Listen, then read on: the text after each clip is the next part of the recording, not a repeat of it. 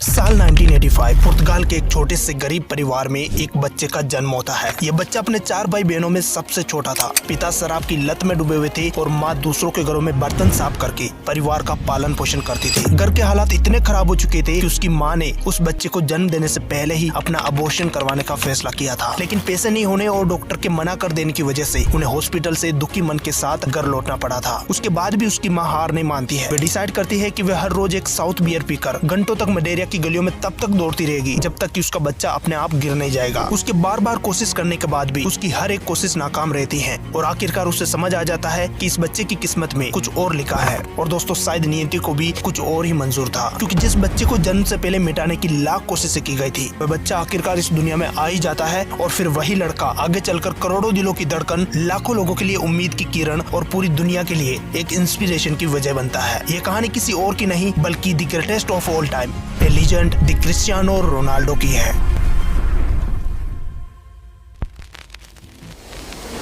इस पूरी कहानी की शुरुआत होती है 1960 के दशक के आखिरी सालों में। क्रिस्टियानो के पिता होजे एवेरियो को जबरदस्ती मिलिट्री सर्विस के तहत साउथ अफ्रीका के अंगोला शहर भेज दिया जाता है। एक ऐसी जगह है जहां लोग पोर्चुगल से आजादी के लिए लड़ाई लड़ रहे थे। वहां के हालात इतने बदतर थे कि सोल्जर्स को ऐसे ही मरने के लिए छोड़ दिया गया। उनके खाने पीने के कोई इंतजाम नहीं थे। मलेरिया जैसी बीमारियां सोल्जर्स को निगल रही थी। 18 महीनों तक मौत से लड़ते हुए रोनाल्डो के पिता आखिरकार अपने देश लौटने में कामयाब हो पाते हैं, लेकिन तब तक पोर्चुगल की हालात बहुत खराब हो चुकी थी। देश का इकोनॉमी पूरी तरह से डाउन हो चुका था और उनके पास ना कोई नौकरी बची थी और ना ही कोई गवर्नमेंट सपोर्ट। ऐसे हालातों के बीच होजे मलेरिया की सड़कों पर गुमसुम भटकते रहते थे, जिससे उन्हें धीरे धीरे ड्रिंकिंग की लत लग गई और जल्दी वे पूरी तरह से एल्कोहलिक एडिक्ट बन गए। आने वाले 10 सालों में उन्होंने अपनी पत्नी डोल्रेस सेंट अवेरियो के साथ 3 बच्चों को जन्म दिया और एक छोटी सी गार्डनर की जॉब करने लगे। लेकिन तकदीर ने फिर से खेल खेला। डोल्रोस चौथी बार प्रेग्नेंट हो जाती है। 2 वक्त के खाने के लिए भी स्ट्रगल कर रहे परिवार के लिए ये एक दुख भरी खबर थी। डोल्रोस नहीं चाहती थी कि उसके इस बच्चे की हालात बाकी 3 बच्चों की तरह हो, इसलिए उसने अपने परिवार के हित के लिए अपना अबॉर्शन करवाने का फैसला किया। लेकिन आर्थिक तंगी और डॉक्टर के मना करने के बाद वे डिसाइड करती हैं कि वे हर रोज एक साउथ बियर पीकर तब तक दौड़ लगाती रहेगी जब तक कि वे अपने इस बच्चे को दुनिया में आने से रोक नहीं लेती। लेकिन एक के बाद एक कोशिशें नाकाम होने के बाद फाइनली उसने भी ये स्वीकार कर लिया कि शायद भगवान ने इस बच्चे को बचाया है, क्योंकि इसके लिए कोई बड़ी किस्मत लिखी गई है। और फिर इस तरह से 5 फरवरी 1985 को सुबह 10:20 पर मलेरिया के सैन पेड्रो शहर में एक बच्चा जन्म लेता है,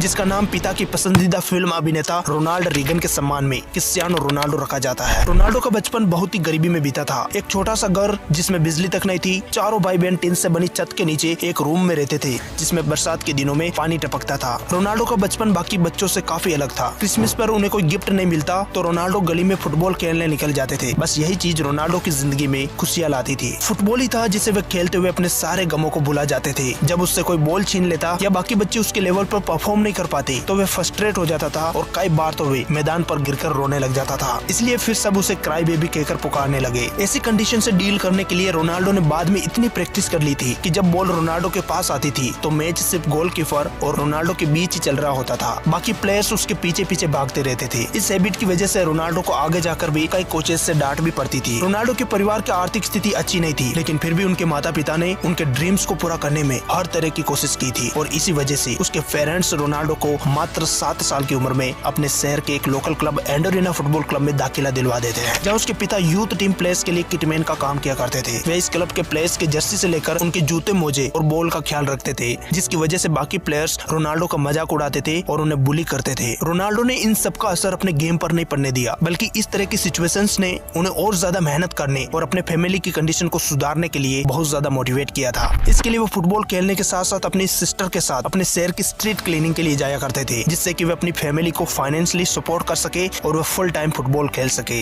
अपने टैलेंट, जुनून और मेहनत के दम पर रोनाल्डो ने अपने शहर में अपनी पहचान बनाने में ज्यादा समय नहीं लगाया। 1992 से 1995 तक रोनाल्डो ने एंडोरिना क्लब के लिए खेला। इसी समय रोनाल्डो के चर्चे दूर दूर तक होने लगे। उसी दौरान शहर में एक खबर फैली कि एक बच्चा है जो उम्र में छोटा है लेकिन अपने हुनर से पूरे शहर में चर्चा में है। ये बात नेशनल के कोच फर्नांडो सासा तक पहुंचती है। ये वही इंसान है जिसने आगे चलकर रोनाल्डो का नाम कई बड़े बड़े क्लबों तक तक पहुंचाया और जिन्हें रोनाल्डो अपना गॉडफादर भी मानते थे। उन्होंने रोनाल्डो को नेशनल क्लब में ज्वाइन होने का न्योता दिया था। मदिरा का सबसे बड़ा क्लब मारितोमा भी रोनाल्डो को लेना चाहता था, लेकिन रोनाल्डो ने नेशनल को चुना। इसके बदले में उन्हें सिर्फ 2 सेट जर्सी और 20 फुटबॉल्स दिए गए। इस तरह से रोनाल्डो सिर्फ 10 साल की उम्र में नेशनल क्लब का हिस्सा बन गए। यहाँ रोनाल्डो 10 से 12 घंटे फुटबॉल खेला करते थे। यहीं रहते हुए रोनाल्डो के जीवन में एक मोड़ आया जो उसकी जिंदगी को एक और ऊंचाई की तरफ ले जाने वाला था। फर्नांडो सासा ने रोनाल्डो का नाम एक स्पोर्टिंग लिस्बन के मुख्य स्काउट ऑरेलियो परेरा तक पहुंचाया, जो पोर्चुगल के बड़े खिलाड़ियों जैसे फिगो, नानी और कोरास्मा को ढूंढ चुके थे। परेरा ने मदिरा में 3 दिन का ट्रायल अरेंज करवाया और यहीं से रोनाल्डो के जीवन का अनजान और सबसे महत्वपूर्ण सफर शुरू हुआ। शर्त यह थी कि जो बच्चा सबसे ज्यादा गोल करेगा उसे स्पोर्टिंग लिस्बन में शामिल किया जाएगा। और जैसा कि उसकी मां को पूरा विश्वास था, रोनाल्डो को 3 डेज ट्रायल्स के बाद उसे लिस्बन बुला दिया जाता है। और हाँ, उसे अगले ही दिन लिस्बन पहुंचना था। 12 साल का बच्चा अपनी मां के पास जाता है और उसे बताता है कि वे अपने और अपने परिवार के सपनों को पूरा करने के लिए अपने शहर को छोड़कर लिस्बन जाएगा और जल्दी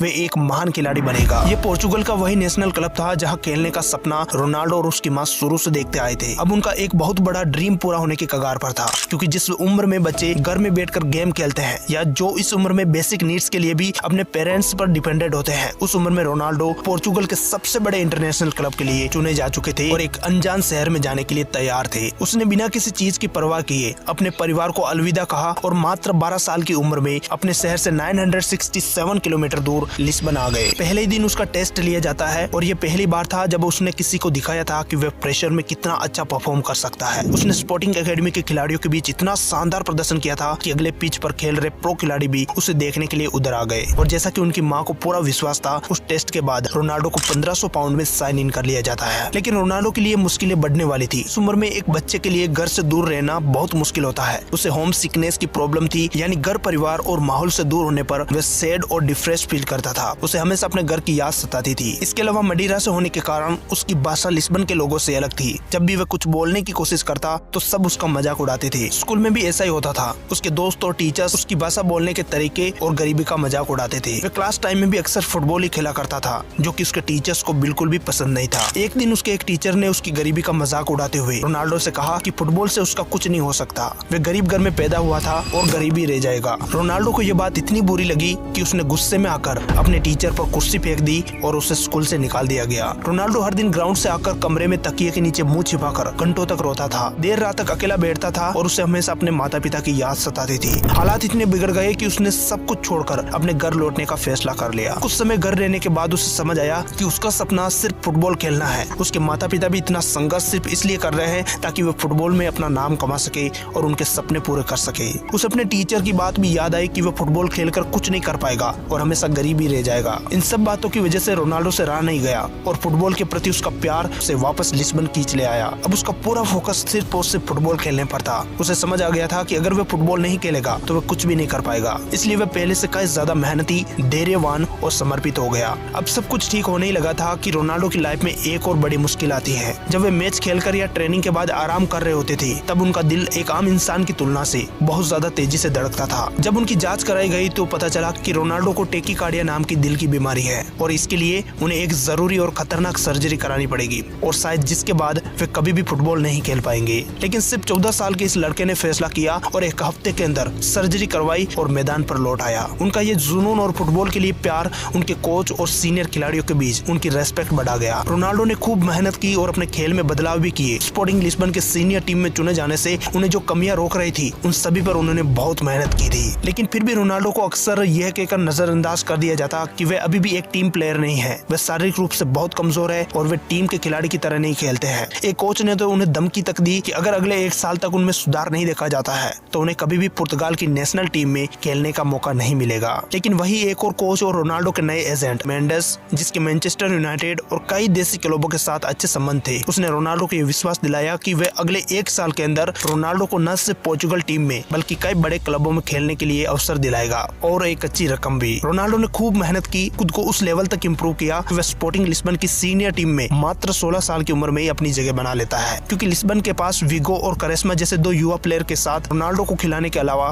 कोई और विकल्प बचता ही नहीं है। इसके अलावा रोनाल्डो पहले से काफी बेहतर हो चुके थे। वहीं मेंडेस ने रोनाल्डो और उन दोनों प्लेयर्स का नाम एक इंग्लिश क्लब तक पहुंचाया और उन्हें स्पोर्टिंग लिस्बन में आकर फ्रेंडली मैच खेलने के लिए इनवाइट किया और यहीं से शुरुआत होती है उसके ग्रेटेस्ट बनने की जर्नी। अब दुनिया एक नए आंखें रोनाल्डो को देखने वाली थी, जो क्राई बेबी से एक महान खिलाड़ी बनने जा रहा था। और इस सफर में जिस इंसान और क्लब का सबसे ज्यादा योगदान रहा था, जिसने उसकी पर्सनैलिटी को पूरी तरह से बदलने में मदद की थी, अब उसकी जिंदगी में उसकी एंट्री होने वाली थी।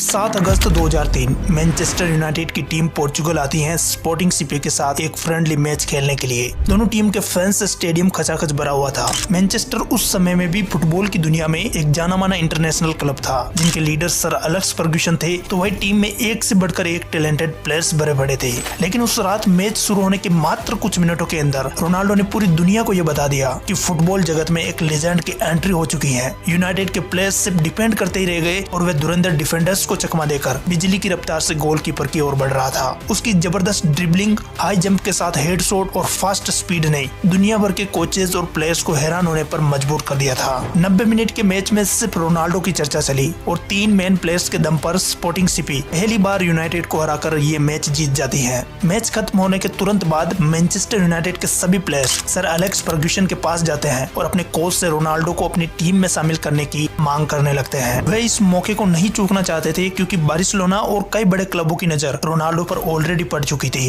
यूनाइटेड के एक सीनियर प्लेयर रियो फर्डिनांड कहते हैं, हमने बॉस से कहा, बॉस अगर आपने उसे अभी नहीं साइन किया तो दुनिया का सबसे बड़ा मिस हो जाएगा।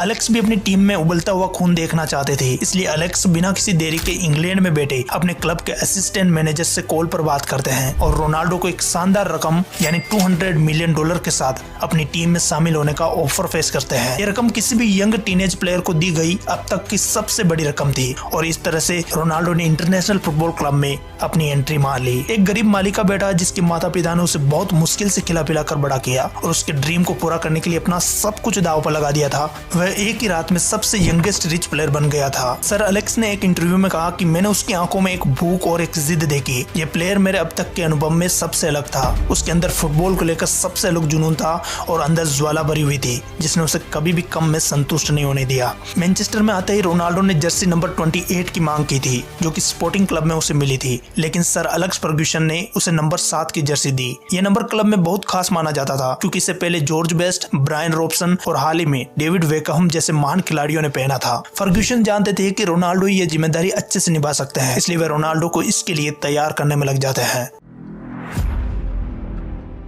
मैनचेस्टर यूनाइटेड के असिस्टेंट मैनेजर क्योरो कहते हैं कि एक दिन मैंने क्रिस्टियानो रोनाल्डो को अपने ऑफिस में बुलाया और उससे कहा, देखो केवल एक अच्छा प्लेयर होना काफी नहीं है, ऊपर वाले ने तुम्हें टैलेंट और मौका दिया है दुनिया का दी बेस्ट प्लेयर बनने का। अगर तुम उस दिशा में आगे बढ़ना चाहते हो तो मेरा सपोर्ट पूरा रहेगा। अगर तुम एक एवरेज प्रोफेशनल प्लेयर रहना चाहते हो तो फिर मैं भी तुम्हारे साथ उसी तरह से व्यवहार करूंगा। दोनों ही विकल्प तुम्हारे सामने हैं, तुम जो भी चुनोगे मैं तुम्हें उसी तरह से सपोर्ट करने के लिए तैयार हूँ। क्यूरो कहते हैं कि मैं जानता था कि रोनाल्डो का जवाब क्या होगा। मैंने बहुत ही कम यंग प्लेयर्स देखे हैं जिनके अंदर टैलेंट, स्ट्रॉन्ग पर्सनैलिटी और पर्पस एक साथ मौजूद होते हैं। रोनाल्डो की आंखों में वो भूख साफ बता रही थी कि वह क्या चूज करने वाला है। मैनचेस्टर में रोनाल्डो के साथ रहे उस समय के प्लेयर्स बताते हैं कि क्रिस्टियानो रोनाल्डो जब 2003 में यूनाइटेड आया तो वह एक दुबला पतला और स्किनी से दिखने वाला लेकिन बहुत ही फुर्तीला लड़का था। उसकी उम्र सिर्फ 17 से 18 साल की थी। इस उम्र में भी उसके अंदर एक मजबूत आत्मविश्वास था। इसी के चलते हुए एक दिन वह रॉय कीन, रयान गिग्स और पॉल स्कोल्स जैसे बड़े अनुभवी और टैलेंटेड प्लेयर्स के बीच जाकर ऐलान करता है कि वे एक दिन दुनिया का सबसे महान खिलाड़ी बनेगा। जाहिर है ये सुनकर कुछ खिलाड़ियों को हैरानी हुई होगी, शायद कुछ हंसे भी होंगे,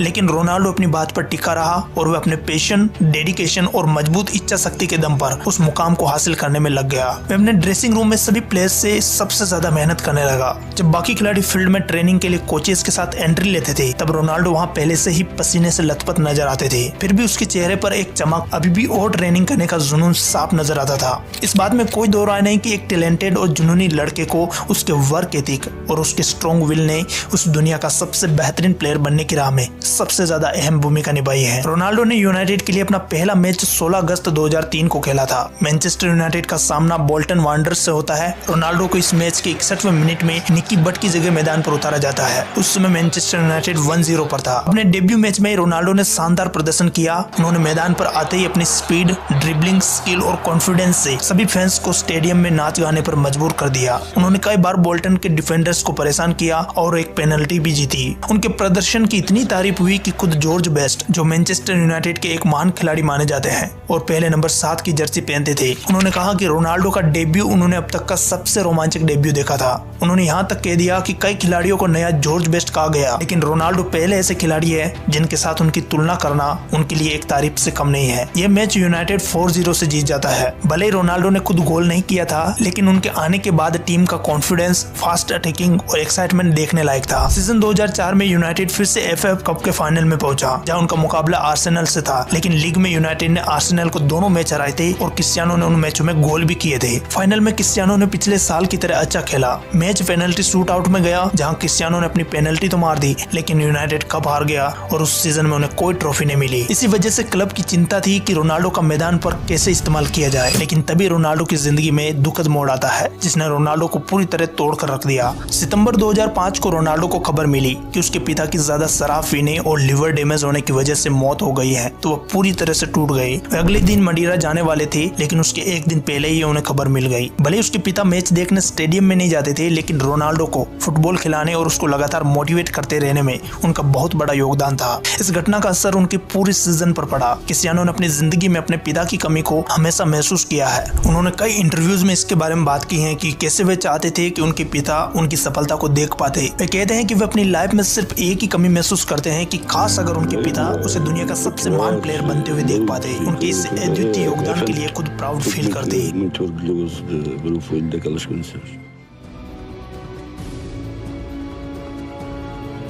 I never saw the video.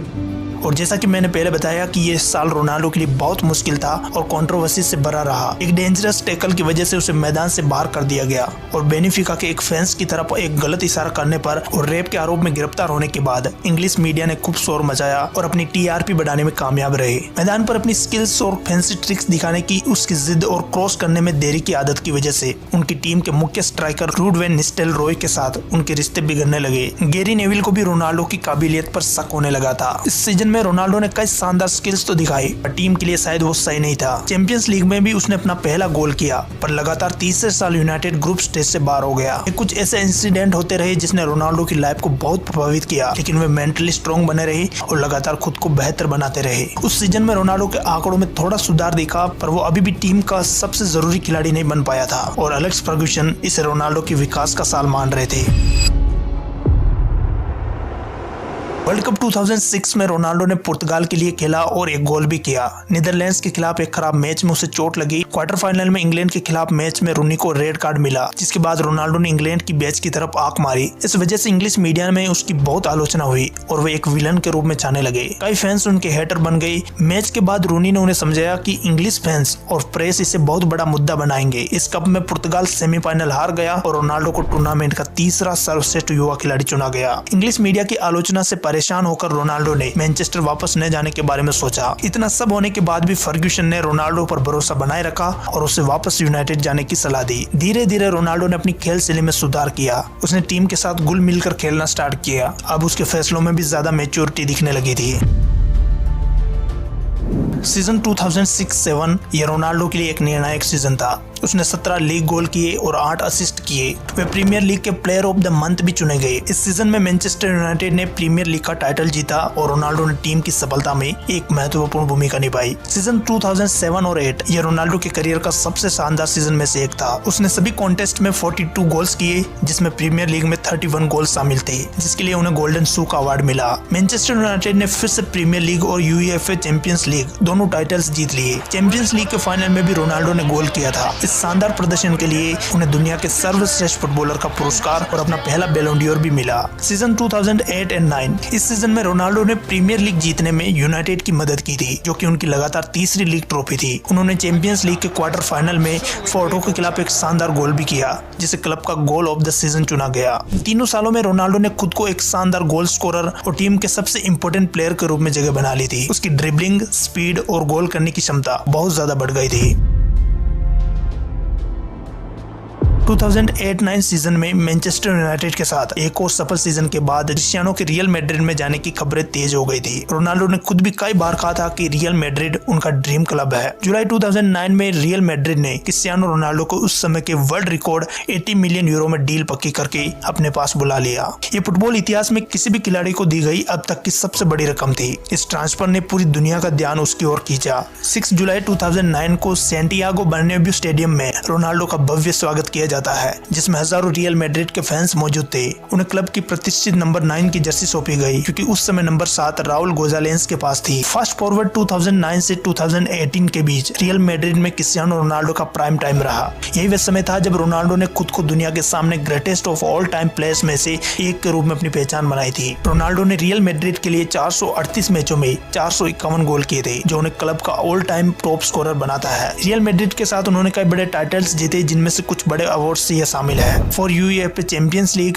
2 La Liga titles, 2 Copa Del Rey, 3 FIFA club विश्व कप, 2 यूईएफए सुपर कप और 2 स्पेनिश सुपर कप अपने नाम किए। इसी समय उन्होंने कुछ पर्सनल अवार्ड भी अपने नाम किए थे, जैसे 4 बैलन ड'ओर 2013, 14, 16 एंड 17 में, 3 यूरोपियन गोल्डन शू, कई बार ला लीगा टॉप स्कोरर और कई बार UEFA Champions League top scorer बने। दोस्तों, ये डॉक्यूमेंट्री रोनाल्डो की जर्नी और उनके ग्रेटेस्ट बनने के सफर की है, इसलिए मैं इस वीडियो में कई ऐसी चीजें कवर नहीं कर पाया जिसके बारे में कई फुटबॉल फैंस डिटेल्स में नहीं जानते हैं। जैसे पोर्चुगल का वे 2016 का सांसें थमा देने वाला मैच, रोनाल्डो की लियोनेल मेसी के साथ राइवलरी, कुछ ऐसे टॉपिक हैं जिनको और डिटेल में कवर किया जा सकता है। अगर आप चाहते हैं कि रोनाल्डो पर डॉक्यूमेंट्री पार्ट 2 लाऊं जिसमें ये सब इंसिडेंट डिटेल में एक्सप्लेन करूं, तो आप कमेंट में पार्ट 2 टाइप करें। इसके अलावा लियोनेल मेसी पे भी डॉक्यूमेंट्री चाहते हो तो साथ में लियो टाइप कर दे। अगर 100 से ज्यादा कमेंट आते हैं तो मैं जल्द से जल्द आपके सामने ये दोनों डॉक्यूमेंट्रीज लेकर आऊंगा।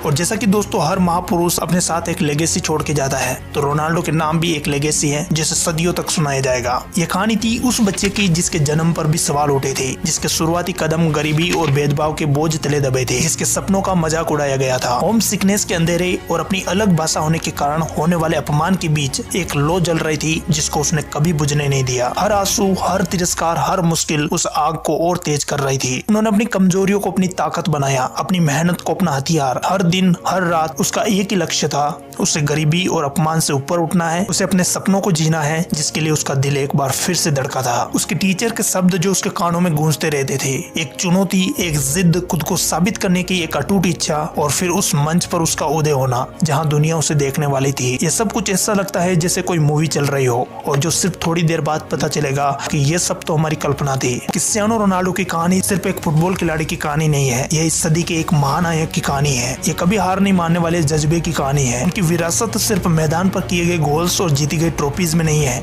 यह उस माइंडसेट और मेंटेलिटी में है जो उन्होंने काफी संघर्ष और दर्द के बीच विकसित की थी। एक ऐसी मेंटेलिटी जो हमें सिखाती है कि सबसे कठिन शुरुआत के बावजूद अटूट संकल्प, कड़ी मेहनत और अपने सपनों पर विश्वास से कुछ भी संभव है। वे अब एक क्राई बेबी नहीं रहे, वे एक लीजेंड बन गए थे, एक ऐसी प्रेरणा बन गए थे जो पीढ़ी दर पीढ़ी आने वाले लोगों के दिलों में जिंदा रहेगी। दुनिया याद रखेगी कि आप कहां से आते ये मायने नहीं रखता, मायने ये रखता है कि आप कहां जाना चाहते हैं और उसके लिए आप कितनी मेहनत करने को तैयार है। तो क्या आप तैयार है अपनी भी ऐसी एक कहानी लिखने के लिए? तो चलिए फिर लग जाइए अपनी ऐसी ही कहानी की स्क्रिप्ट लिखने में। दुनिया आपका इंतजार कर रही है। Wish you all the best. मुझे अपने पूरे पेशेंस के साथ सुनने के